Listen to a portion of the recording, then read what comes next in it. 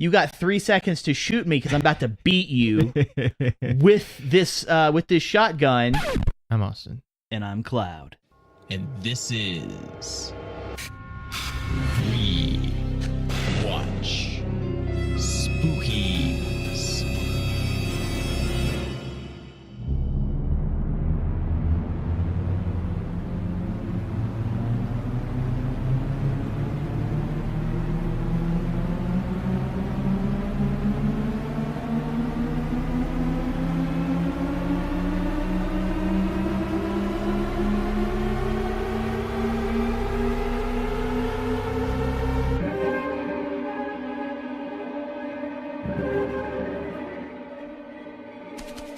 Today's movie is The Evil Dead. The Evil Dead is a 1981 supernatural horror film directed by Sam Raimi, starring Bruce Campbell, Ellen Sandweiss, Hal Dietrich, Betsy Baker, and Sarah York. How about that synopsis? A group of friends take a car ride across wherever to get to a cabin in the woods. It's a fixer-upper, and so on the first night, they go into the basement, hearing sounds. They accidentally summon a demons, and they slowly possess all of the teens, leaving only Bruce, or Ash, left.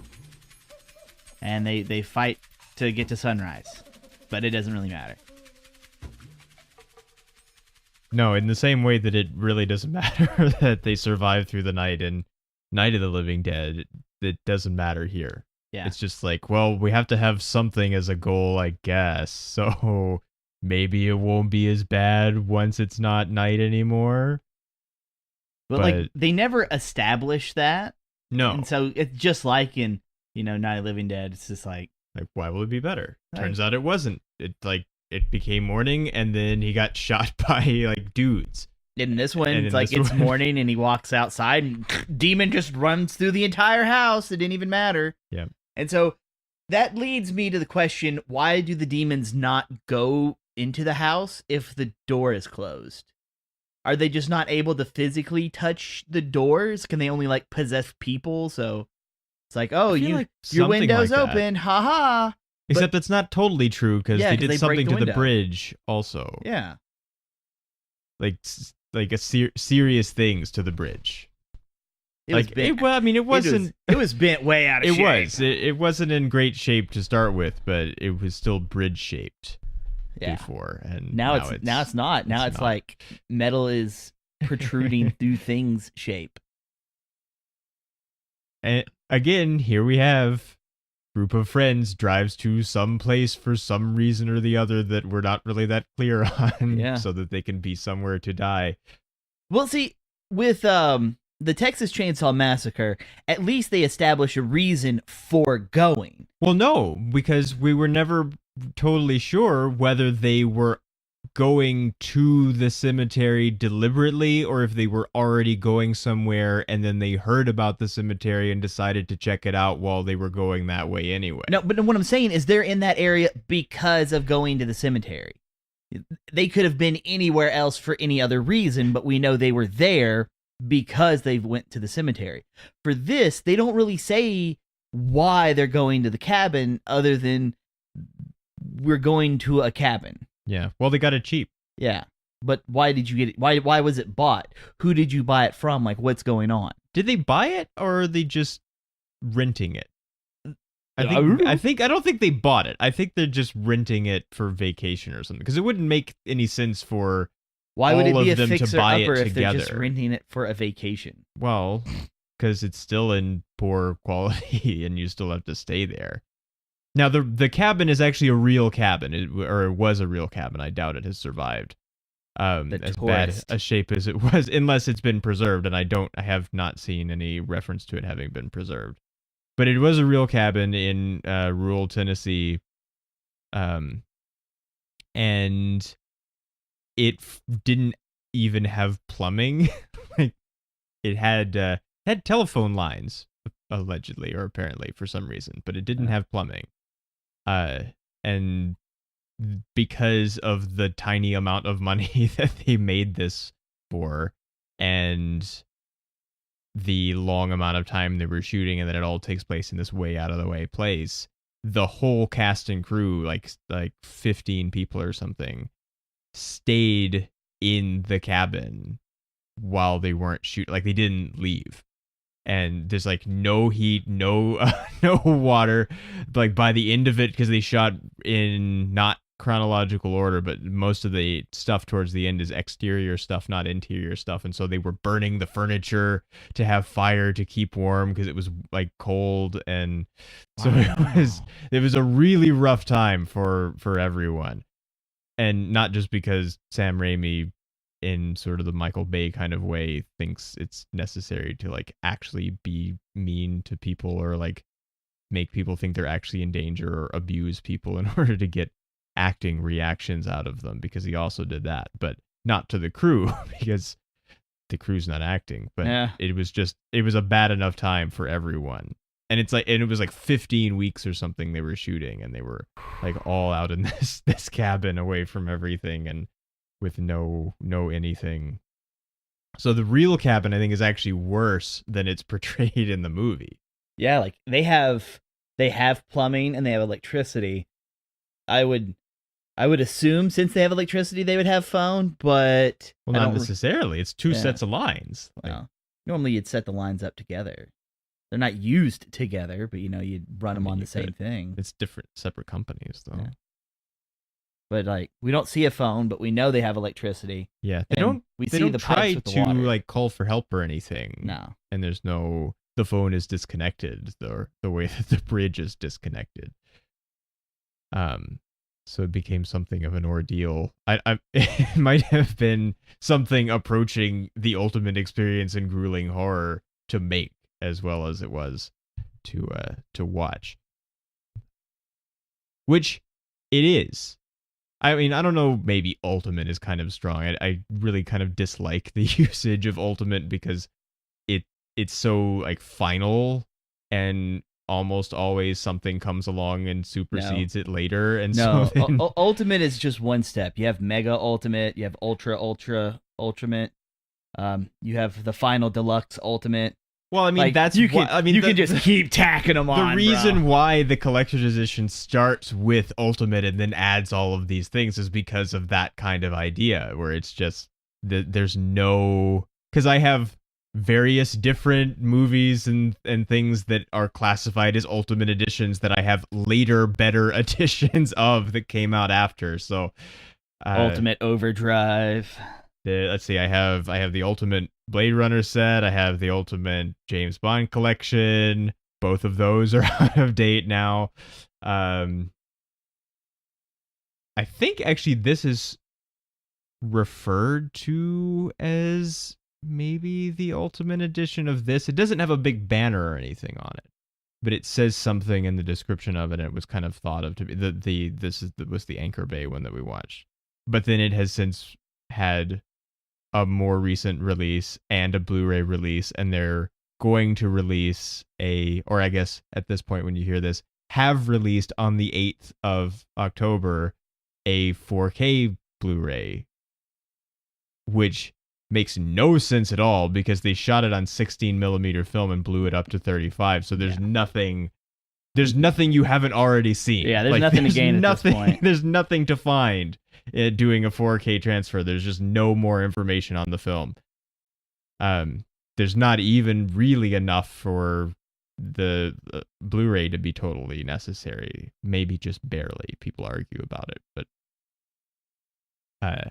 this is also an example of, hey, we don't have very much money. That doesn't mean we made something that sucked. Oh, yes. Which we've seen from time to time here and there, both in the show and even just this month, and most immediately prior, which was Trap, which was very cheap and not good. I felt trapped watching it. Well, in a way, you sort of feel trapped watching this, but it's positive because it does just no. I mean, it has a positive horror effect. It may not be positive. It's good at being a horror. Yeah, it is. And because things just get worse. And Cause motherfucker, you're being possessed. yeah, more and more people are possessed. He gets more and more things splattered onto his face. Like, you're probably gonna get AIDS or something. Like there's like so much blood just being like, that's their blood and their blood and their blood, and I have cuts on me. If it even is their blood, do we even know? Like, is it like possessed demon blood now? Is it even theirs? Demon AIDS. Demon AIDS. Well, I mean, What was okay? So we have Ash. We have Scott. We have Shelly as the sister, and then I can't remember the other two girls' names. Linda and Cheryl. Cheryl has a last name because Bruce, but no one else has last names, or because Ash. She has the same name as last name as Ash. Because I guess they're married, which I wasn't totally clear about. I don't know. But according to Cheryl, this, they have the same last name. All right, so I don't think they're sisters. I don't like Shelly. Shelly is dumb. Shelly is Bruce's or Cheryl, because the first one that's possessed, that's Bruce's sister. Okay, so it is so sister. So Cheryl is his sister. Okay, so I got those names messed up. Shelly's the girlfriend. Cheryl is the sister. Okay. I don't like her. She's dumb. and while violence towards people for being dumb is bad, I don't feel for being dumb. Let me just hear a voice and then go outside into the woods, almost naked, and then get attacked and not tell anybody I'm doing this. Didn't this happen in something else? Or Probably. Basically that, like, this is a kind of thing that happens people wander off on frequently. their own for no reason at all, and You just don't tell walked anyone. off by yourself. I don't even care what happens to you at this point because you're being dumb. Why? Now, granted, Don't go off by yourself. as any of the characters, if I was in the position of pulling up to the shack and I notice that the swing set is pounding the house, and then as someone goes to open the door, it just stops, I'm gone. Well, I do have questions about that. I don't have very many questions about most of it, because most of it is just like evil forces and things get worse and worse and it's fine. But I mean, it's not fine. But they haven't summoned the demons yet. Yeah, well, and so why are there still weird haunty things happening, like the swing, and they do hear something in the basement that then they go down there to discover. I wonder if there's like minor things, like I guess like maybe imps or demons, like ones that don't have a name yet, and so they're very minor and they just kind of influence like small things, but it's like you could just ignore them. And then like the big ones are the ones who are asleep and they actually possess people. Because like we do get a lot of we're moving fast through the woods, and in very unnatural ways, to illustrate that this is not a human, so you should be kind of freaking out. Yeah. But it doesn't even matter, because I watched this swing constantly pound the house, and then as I go to unlock the door, it just stops. Like, it stopped swinging completely. Not, it's not swinging as hard. It just stopped. I'm like, done. Putting the key back, and I'm left. I ain't dealing with this shit. Like, I know... Stop it, bug. Like, I know when bad things are about to happen, and this is a dead giveaway. Dead. Evil. And then Scotty is just a prick through the entire movie, so... Yeah, he is. He's not very nice. I don't know why they're friends with him. I wouldn't even say he's not nice as much as... Because you could be a douchebag and be a nice person almost simultaneously. I said almost. But once... Like, okay, so we have some people who are kind of freaking out, and there's no reason to play a joke on Ash in the basement. Like, there's no reason. He's not one of the people who's freaking out. He's just going down there. Dicks. People are just dicks, but he's not freaking out. He's just going down there because you wouldn't reply, and you're like, "Oh, I'm going to scare Ash," like because you're dumb. And then when he pointed the shotgun at Ash, like you got 3 seconds to shoot me because I'm about to beat you with this shotgun. Well, you don't even have to, because like you said before that, like when he jumps out, like now your knife is in him. Yes. So Yeah, well, he doesn't even get to pick up the shotgun. Yeah, like whenever we were watching it, it's just like if I was in Ash's place and I get down there with the lamp, and then because there is some really freaky stuff down there. Now it's freaky just because of the environment and being new to it, and you know you're low light, and I've got this big nice hefty knife on me that's in my hand. So whenever he does jump out, I've already like just in the gut, like he's done. Like there's no more playing for Scott. We're gonna have to drag him up, and we're gonna have to leave anyway. So hey, no demon possession because we had to leave. Scott, you deserved it. And then whenever the sister is still in the basement, they kill Scott's girlfriend, and then he's just gonna run off. And he's like, I don't care, man. You take care of her. She's your girl. And then he just bails. Like, at this point, if you wanted to bail, you have to bail before the shit hits the fan. You know, things are starting to get freaky, and you're gonna leave before they get freakier. At this point, you already got 2 people possessed and 1 person dead. All right, leaving is just gonna make you a target. Dead. And he was a target, and he got his ass beat, and then he died on the couch. Dead. Exactly. Evil. Which wasn't originally the title. It's a good title. And Sam Raimi never really liked it. It doesn't matter if he likes it. The original title was Book of the Dead, which then when they started trying to actually get the thing distributed, the producer guy that they found thought that was boring, and that it made it sound boring, and that no one would want to come to see it because they thought it was about a book or something, and books are boring. And so they came up with a bunch of other titles, and Sam Raimi describes The Evil Dead as the least terrible of them. So he never really liked it. Well, you might be able to direct a movie, but you can't pick a title. Well, titles are so difficult. They are. Like, the only time that titles are not the worst thing about making a thing is when you come up with a title first and then that seeds the idea. Yes. But when you try to come up with a title after, like, what do we call this thing? It's like nothing ever sounds right. No. And you eventually do just end up picking the least worst one, more often than not. Or you have someone else name it for you and then just live with it, which is kind of what happened, I guess. All right, so weird things are happening. He grabs this tape player, Scott does, from the basement, and he pulls it up to the surface, or the floor, whatever. And it's still daylight when they're doing this. Because it's getting dark, but there's still some daylight, because we see it out of the window. Uh-huh. And then, well, at the same time, before, okay, that's not at the same time, it's a little bit before. That's when the sister was like hearing sounds from the basement, but she doesn't say anything, so I'm already not liking her, because communicate with people when shit is weird. Do it. You know, that's like saying if someone broke into your house and you like heard things that you shouldn't. It's like, oh, this is sounds I've never heard in my house before. Oh well, It'll be fine. but do you want to risk it? Tell somebody.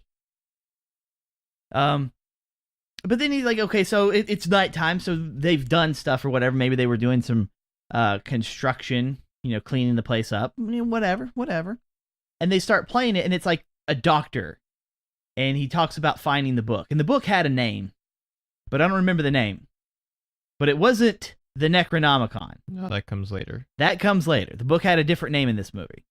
I mean, it does also Translate. basically Book of the Dead. But it's like the name translates from like a different language. What country was it from though? He says that what was it? Because I've thought like they were up to some like evil stuff like all the time. Sumerian. Okay. And so I'm like, okay, you got some Sumerian language stuff going on. That's fine. That's fine. And then the sister is tired of hearing it, so she leans over and shuts it off. And she says she's tired of hearing it. And no one else says anything about this. And Scott makes a deal that, I was listening to that, I'm a douchebag. And he doesn't just flick the switch to continue to play it. He, like, fast forwards it into something.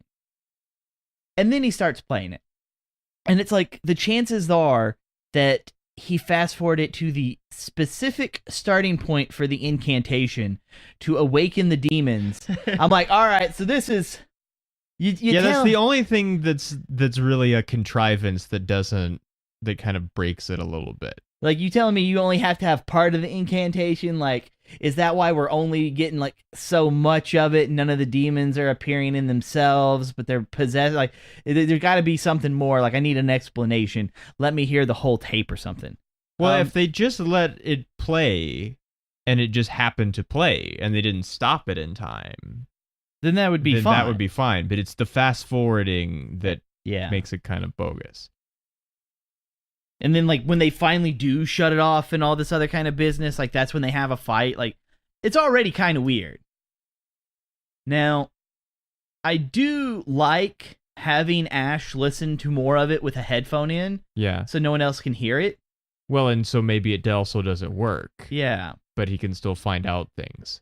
And I kind of wish there was more of that, or at least more importance in what we hear other than... The only way to stop them is to dismember them. Because that seems like it would be a given anyways. I guess so. But, like, we're not told anything about the weird skull demon handle dagger ritual thingy that they use to stab a few of them. They have a seizure, they foam, and then they kind of die, but then they come back. So it seems like more of a temporary just... Here, let me stab them and it'll stun them for a moment, but it's not going to get rid of them. Yeah. Like, what was it for? Because it obviously does not kill them. So there has to be something more to it. Well, I guess, I don't know how much the archaeologist guy explains on his, like, log tapes. But, like, they can't read the book. No. It's in Sumerian or whatever. Which, I do like that construction of it where it's not like somebody knows some ancient Sumerian or the way it is like now where someone goes to the library or now the way it is, you know, especially in like the Twilight things, they just type in things into the internet and then find out all this stuff about ancient evil things or whatever specific magic stuff is happening to them. It's there in another form. Someone else explains it. And so it's not like, well, why is this ancient book in a language they can read? Or why can they read it even though it's not? Or how do they know? And there's no, like, someone else knows something for clunky, unexplainable reasons, like the morgue guy in Final Destination. Mm-hmm. We don't know why he knows things. He has no reason to know things. He just says things. I like the using of the tapes. So there are, like, the shotgun and it is down in the basement at the end of this long hallway with the other things that they take back upstairs. Doesn't take the shotgun shells. Well, not at first, no. Well, because they weren't expecting to use it. They were just like taking the stuff up, like, hey, look at this stuff we found. Nah. I mean, well, but if you're going to take the shotgun, you need to take the shells. If you're not going to take the shells, then why take the shotgun? Because, like, let's say a deer walked up and you're like, hey, I'm kind of a woodsman myself. Let me just shoot this deer and we'll have dinner. Well, they don't seem to be. You know, like, yeah, it's like, that's the thing. It's like, what's the point of having one without the other? Because they have enough intelligence, at least through the movie, except for the sister, to pay attention to at least a little bit. Except for the shotgun. Because the sister does stupid stuff from the beginning to the end. And then not grabbing the shotgun shells when they took the shotgun. I'd say those are two of the dumber things in the movie. Everything else, I can kind of give it some leeway. You know, like whenever Ash is being completely overwhelmed and he's kind of losing his mind because everybody is gone. And he's being attacked from, like, all directions. Like, I can understand him kind of freaking out and not making a good decision. but that really doesn't pay into anything. It just progresses the movie. When Scott runs off, well, it was dumb, but he paid for it. So there you go. But what my point was, does that mean that like the archaeologist guy was down there like trying to fight off the demons or something? I think in the second movie, they do go into more detail over the family that did live there. And it was the archaeologist who lived there. And because it's been a while, but I could. Well, it doesn't matter because it's not in this movie. Yeah. But it's like Ash shows up with his girlfriend. He has to do something back at the cabin because he's like having nightmares or whatever. And that's when he does stay in the basement for a little bit, and he finds out more about the archaeologist, and that explains some stuff that it's like, oh, this is what happened in the first movie. Here's why. And it's like, okay. So I guess there must be other spells or something in the book to unsummon the demons. But lighting it on fire seemed to work pretty good. Well, except it didn't, though. Because then something still gets him at the end. It did seem like a really big risk. I mean, I guess they can't read it, so what are they going to do with it? But it's like, okay, well, I'll just try burning it because maybe that will work. But then if it doesn't, then now you don't have the information that you could even possibly use if you could find someone to read it to actually stop the thing. Because now it's burned. Well, like, I myself would have thrown it in the fire just because that seems like that would have been the best idea. Well, the archaeologist should have thrown it in the fire. Yeah. Because he knew that it was actually real and that it worked and stuff. So you just shouldn't have just left it laying around where someone else could use it. But because I was thinking about it, it's like, okay, he throws the book in the fire, and then there was the two people who were still possessed. They kind of break down, giant demon hands like come out of their rotting bodies, and then nothing else happens. Like the people who were possessed, like all of that just fades away. But the thing that seems to get him seems to be the same thing that we've been getting the POV shots from all along. Yeah, which was already there. Yeah, so I don't... there when they first... before they're even in the cabin at all. Yeah, and so like I'm kind of curious on what that was, or whom that was, why it's there. Because it seems to not play by any of the other rules that everything else in that movie does. Like, it's something that seems to stand out on its own. So, it's interesting, and I want to know more. Because we don't, though, I kind of don't like that it still has to be the, oh, wait, it's actually not over, and it, like, it, because that's such a, even at this point, even as long ago as this was, that's still a well-treaded area. So I don't really, it's like, just let something end. Like, can we let something end? Well, I would say instead of it actually attacking Ash, I would rather see it like go into the house and then go to the fireplace and then like the book not be on fire anymore and it's still there perfectly fine.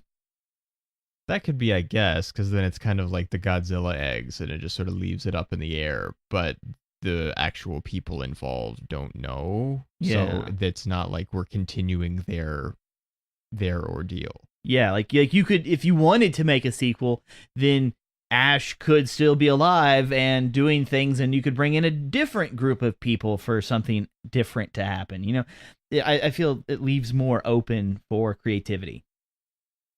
Now, granted, Ash is pretty cool. Well, and they have to cheat at the beginning of the second one anyway. I seem to remember that they don't, because they retell what happened in the first one, but it's not actually exactly what happened in the first one. They tweak it a bit so that they can then do what they want. Because otherwise you can't really explain exactly what happened, because Ash should still have gotten got by whatever thing, and he isn't. So Yeah, at this point, I'm not really sure. Now, they spend all that time making the movie, and do they make the entirety at that shack? Do they not have like a stage or something that they can like? Because like towards the end, it looks like they're using like Play-Doh based stop motion. It's stop motion, yeah. That I think it's still there at the cabin though. I don't know like 100%, but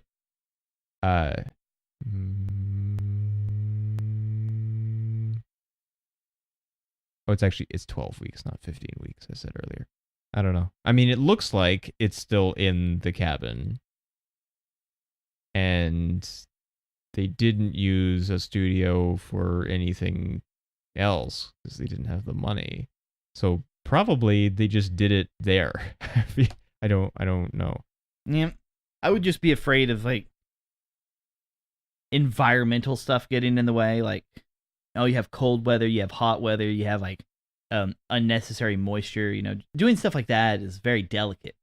Yeah. And, you know, I don't know how fast they managed to go through that. Because I don't expect you would need everybody there to do these stop motions. No. Well, and it's not because it's just like it's melting stuff and just the degrading of the stuff. It's not like you can see it's kind of rough stop motion. Like it's not like doing like character animation in stop motion. It's a little bit it's dirty. It's a little bit rough and jittery and it looks really cool though. It does. It's the same kind of like the melting face at the end of the first Indiana Jones. It's like that kind of usage of stop motion. Although it's not, in that case, it's not really stop motion. It's kind of like you're shooting it at low speed so that when you play it back at normals, because you can't make it melt that fast in real time. So you just have to it's not stop motion. It's kind of a form of animation, but it's not the same as it is when you're doing characters or something. Yeah. Which that stuff really bothers me. What, this one or the Indiana Jones one? No, this. Yeah. Like all of the degrading faces and everything at the end. Like that stuff really works on me. So that it was pretty sweet. And especially coming after it's not like nonstop the whole time, but it gets to a point where then it kind of doesn't stop anymore. Yeah. Once it's just Ash left, then it just kind of goes from thing to thing being terrible. And so then it kind of has you in a heightened state already, and so then all of that starts to happen, and it's like, don't really want to look at this. So, but that's the point. Well, I'm thinking about when the girlfriend gets stabbed in the ankle, and then he goes and I don't know why he left her by herself. It's like, all right, time to go to bed. You know, there's a possession going on around here, but we're all going to go to our own rooms and sleep. Like, no, terrible idea. I'm keeping everybody together. You don't know what's going to happen when you wander off by yourself. And she gets stabbed in the ankle. It's bad. Like even that, like you can just see like the pencil in the model foot that they use it for, and just tearing into it, like ugh. And then he goes to check on her, and it's not even bandaged. It's not even bandaged. No. He just lifts up the cover on her foot, and you see the hole, and then it's just like black ink doing like a demonic Uzi looking thing, just covering her up, and he's like, oh no. And then he runs off because that's when Scott comes back or whatever. And then she's sitting in the floor because she's already possessed. So explain this one to me. But like that was a really cool effect. Like the spreading of the ink marks on her foot. Yeah. Because it happens really, really fast. It kind of makes me wish he would have cut her up with the chainsaw in this movie. But we're not going to get that till later anyways. Well, I don't really have access to one. So they have an axe, don't No, they? he had a chainsaw because he was gonna cut her up in the shed in the back. Oh. Because he chains her down and he was gonna cut her up with the chainsaw, and then he's like, I can't do it. And then he goes to bury her, but she's not dead because she's still possessed. And that's when he like decapitates her with a shovel. Yeah. Shovel's kind of a big spoon. It is. So Only I guess it's not for eating. no. Like you don't dig up dirt with a spoon. You could. You could. You could also eat cereal with a shovel. There's oh, what is it? Can't think what it is. I think it might be no. There's something where someone escapes from jail using a spoon, and like they do dig like a really big hole with a spoon over like a long period of time. I can't think what it is. It's something I've seen a bunch of times. It's Shawshank Redemption. No, it's not. That's not what I'm thinking of. It's something else. Oh. I don't know what it is. So you could dig with a spoon. Yeah, you can. Just slow. Was there any? No, I think I'm good for now.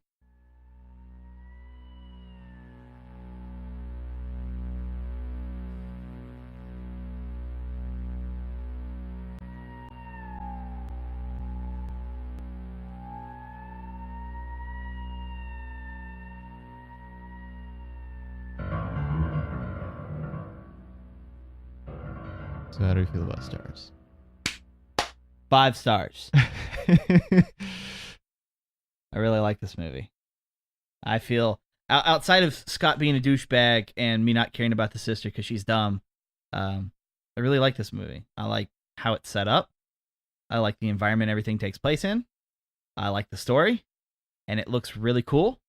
And all of those little things that bother you, I think are sweet. Like when the demon hands like just out the body, I'm like, whoa!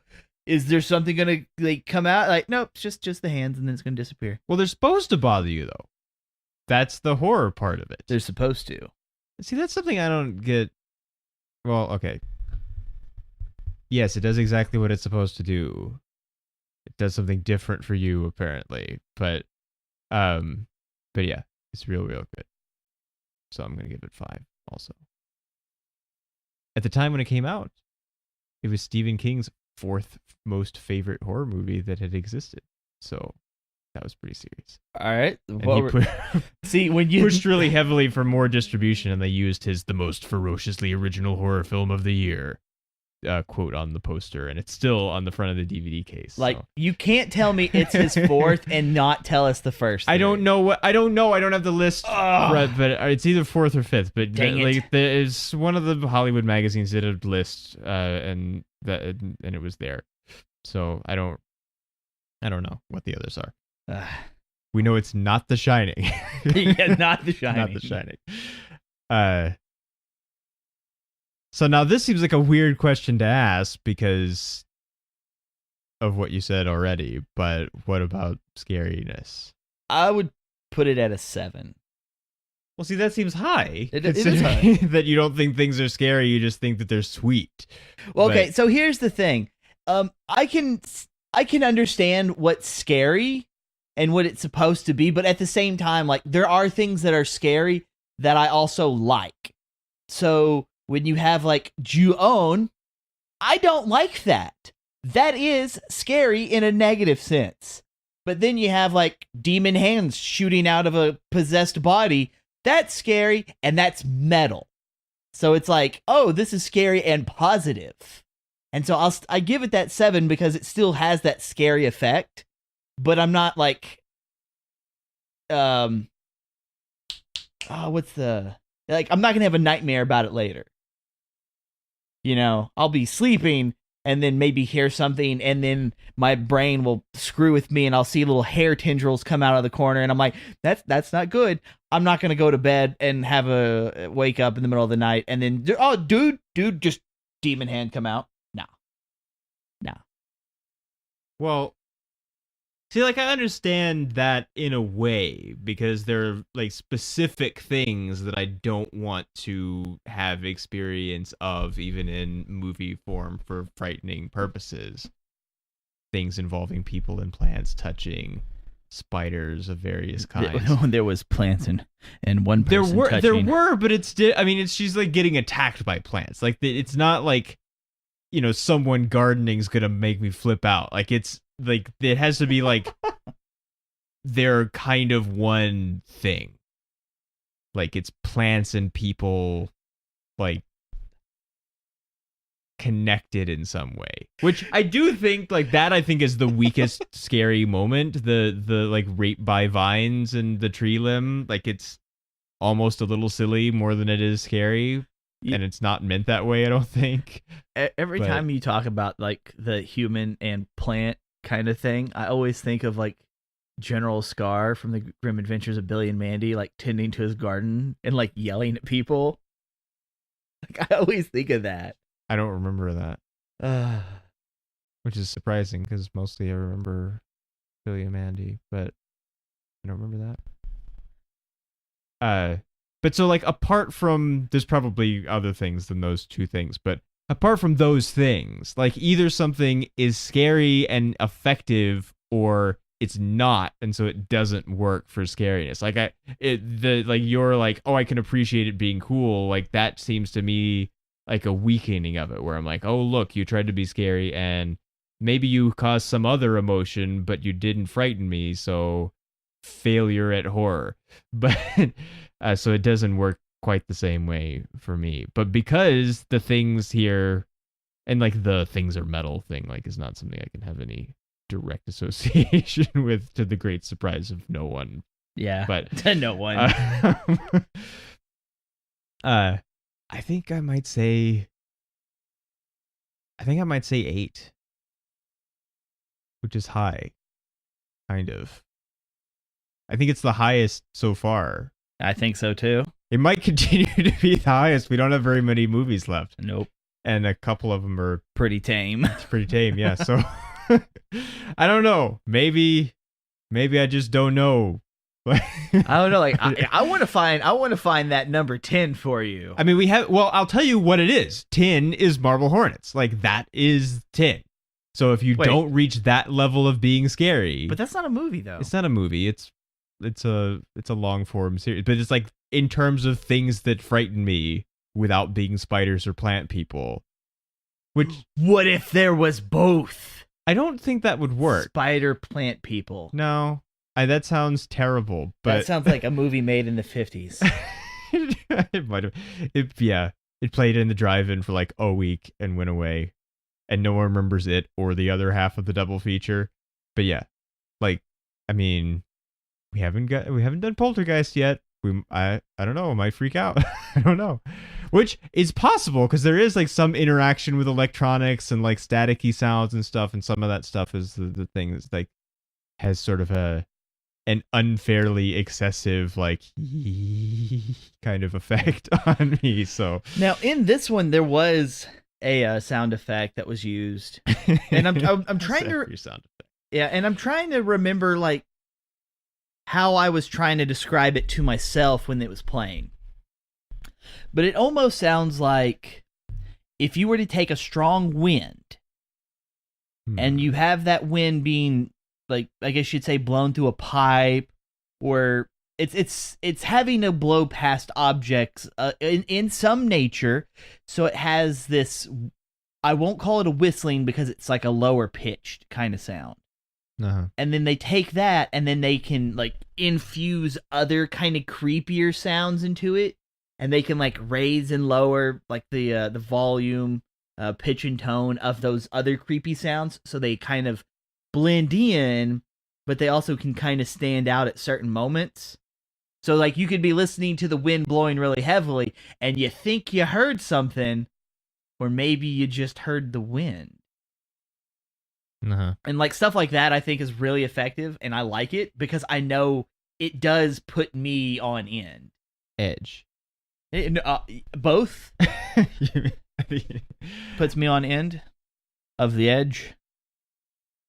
Sharp objects. Also nice music by Joe LaDuca, who here we have Joe LaDuca again.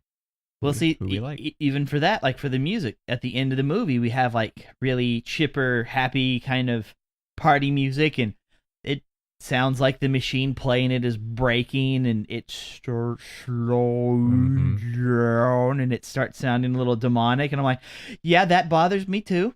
Yeah, which I guess is sort of mirrors the progression of the story or of the movie itself, where like they're just like, yeah, we're going to the cabin, and then things get worse and worse and worse, and so people are being like, I'm surprised because like when Ash is like kind of talking to himself, but his girlfriend who is possessed is right there, and his sister who is possessed is right there. At some point, I kind of feel like just telling the girlfriend to shut up because I'm talking to my sister, even though they're possessed. Like, shut up, demon possessing girlfriend. I'm talking to demon possessing sister. All right. So please, like, give me a second here. Like, what is going on? You woken us. Like, no, I didn't do shit. There was like some dude had a book, said some stuff. I ain't even involved. I'm just here. Spider ant people. I'm saving that. I'm gonna try to come up with an idea with that. I'm not going to read/watch it. I'm not.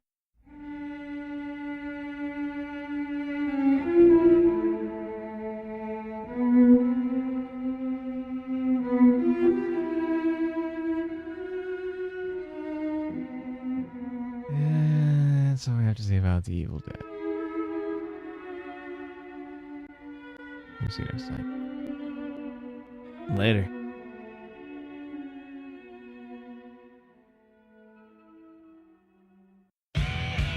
Dead.